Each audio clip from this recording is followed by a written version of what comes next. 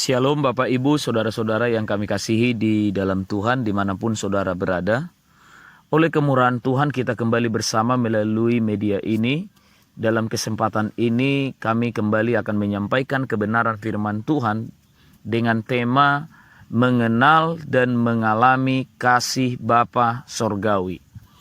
Yohanes pasal 3 ayat 16 mengatakan, karena begitu besar kasih Allah akan dunia ini, sehingga ia telah mengaruniakan anaknya yang tunggal, supaya setiap orang yang percaya kepadanya tidak binasa, melainkan beroleh hidup yang kekal. Melalui ayat ini kita diyakinkan bahwa untuk memperoleh hidup yang kekal, kita harus mengenal dan mengalami kasih Bapa Sorgawi. Dan kasih Bapa Sorgawi itu dinyatakan melalui Yesus Kristus yang datang ke dalam dunia sebagai juru selamat, penebus dosa umat manusia. Dalam 1 Yohanes pasalnya yang ke-4 ayat 10 mengatakan, inilah kasih itu.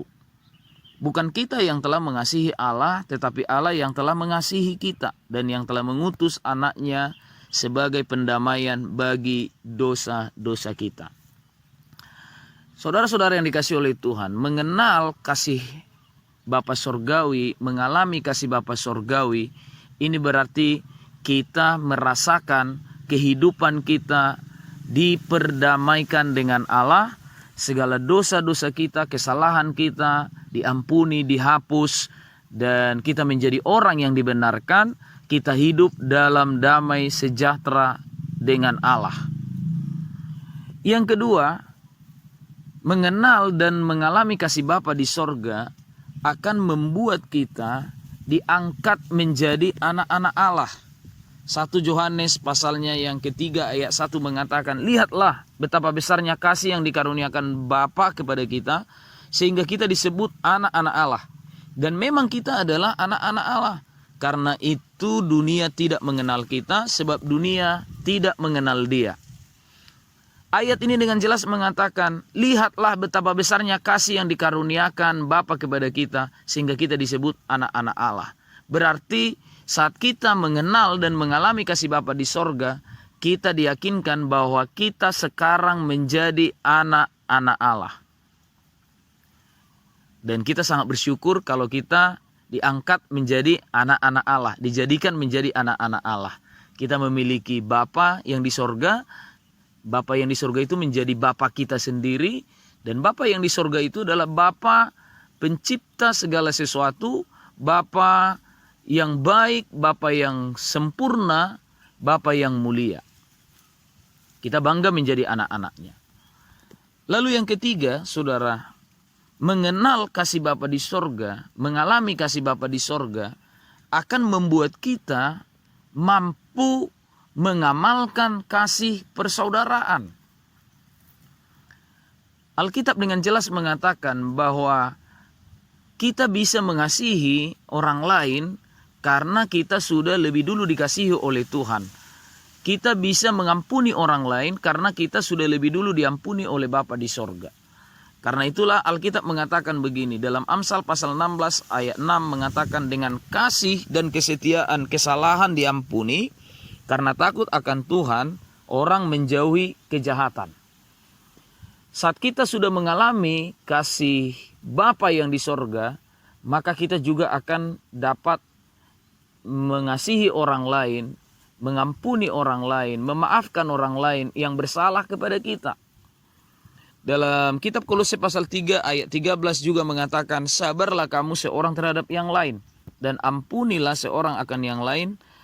Apabila yang seorang menaruh dendam terhadap yang lain, sama seperti Tuhan telah mengampuni kamu, kamu perbuat jugalah demikian. Berarti kalau kita mengalami kasih Bapa di sorga, kita akan juga bisa mengampuni orang lain. Kita mampu mengampuni orang lain yang bersalah kepada kita. Yang selanjutnya, kasih Bapa di sorga itu juga memberikan kepada kita kemuliaan.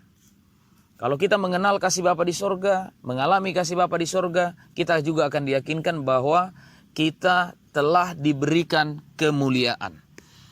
Dalam Yohanes pasal 17 ayat 22 sampai 23 mengatakan, dan aku telah memberikan kepada mereka kemuliaan yang engkau berikan kepadaku supaya mereka menjadi satu, sama seperti kita adalah satu, aku di dalam mereka dan engkau di dalam aku, supaya mereka sempurna menjadi satu, agar dunia tahu bahwa engkau yang telah mengutus aku dan bahwa engkau mengasihi mereka sama seperti engkau mengasihi aku. Kita lihat ayat ini. Bukti Tuhan mengasihi kita, Dia memberikan juga kepada kita kemuliaan. Dan tujuan Tuhan memberikan kemuliaan itu adalah supaya kita sebagai umat Tuhan yang dikasihinya, yang sudah ditebusnya, yang sudah diangkatnya menjadi anak, kita juga akan menjadi satu keluarga Allah. Menjadi satu di dalam kebenaran firman Tuhan.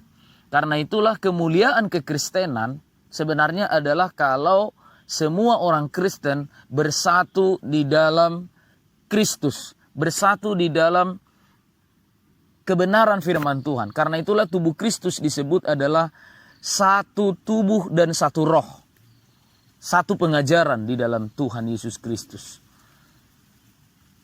Itulah kemuliaan sebagai bukti kita dikasihi oleh Bapa di sorga.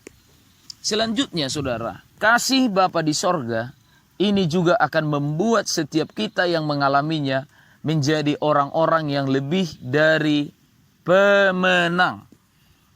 Kitab Roma pasal 8 ayat 35 sampai 37 mengatakan, siapakah yang akan memisahkan kita dari kasih Kristus? Penindasan atau kesesakan atau penganiayaan atau kelaparan atau ketelanjangan atau bahaya atau pedang? Seperti ada tertulis, oleh karena engkau kami ada dalam bahaya maut sepanjang hari. Kami telah dianggap sebagai domba-domba sembelihan. Tetapi dalam semuanya itu kita lebih daripada orang-orang yang menang oleh Dia yang telah mengasihi kita. Kita perhatikan kalimat ini mengatakan oleh Dia yang mengasihi kita. Berarti kita yang mengenal kasih Bapa di sorga, mengalami kasih Bapa di sorga, dalam semua persoalan, permasalahan yang dihadapkan kepada kita, kita yakin bahwa kita akan selalu disertai oleh Tuhan. Tuhan tidak pernah terlambat menolong kita. Dia tidak kurang cara untuk menyelamatkan kita. Dia selalu memberikan jalan keluar tepat pada waktunya dalam kehidupan kita. Di dalam semua masalah persoalan yang kita hadapi. Sehingga kita akan yakin apapun persoalan yang kita hadapi di dalam dunia ini, melalui kasih Bapa di sorga, kita akan lebih dari orang-orang yang menang. Karena itu saudara yang dikasihi oleh Tuhan, mengenal dan mengalami kasih Bapa di sorga, ini akan membuat kehidupan kita menjadi kehidupan yang penuh dengan sukacita, penuh dengan damai sejahtera. Karena di dalam kasih-Nya itu, kehidupan kita menjadi kehidupan yang terjamin. Dan melalui kasih-Nya ini juga kita akan memperoleh hidup yang kekal. Karena itulah Paulus menyampaikan dalam kitab Kolose pasal 3 ayat 18, dia berkata, aku berdoa supaya kamu dapat memahami betapa dalamnya, tingginya, lebarnya, panjangnya kasih Kristus. Dan dapat mengenal kasih itu sekalipun itu melampaui akal pikiran manusia. Doa kami, saudara-saudara yang dikasihi oleh Tuhan yang mendengarkan ini, menjadi pribadi-pribadi yang mengenal dan mengalami kasih Bapa yang di sorga. Sehingga kita akan menjadi orang-orang yang dibenarkan. Kita menjadi orang-orang yang betul-betul hidup di dalam kasih Tuhan. Kita menjadi anak-anak Tuhan. Kita menjadi orang yang mampu mengasihi orang lain, mengampuni dan memaafkan kesalahan orang lain. Kita juga menjadi orang-orang yang diberi kemuliaan. Kita menjadi orang yang bersatu di dalam kebenaran firman Tuhan. Dan kemudian dengan keyakinan iman kita akan berkata bahwa kita lebih daripada orang-orang yang menang karena Dia mengasihi kita. Dan sebagai akhir dari semuanya itu tentunya adalah kita sebagai orang yang mengalami kasih Tuhan, kita diberikan hidup yang kekal.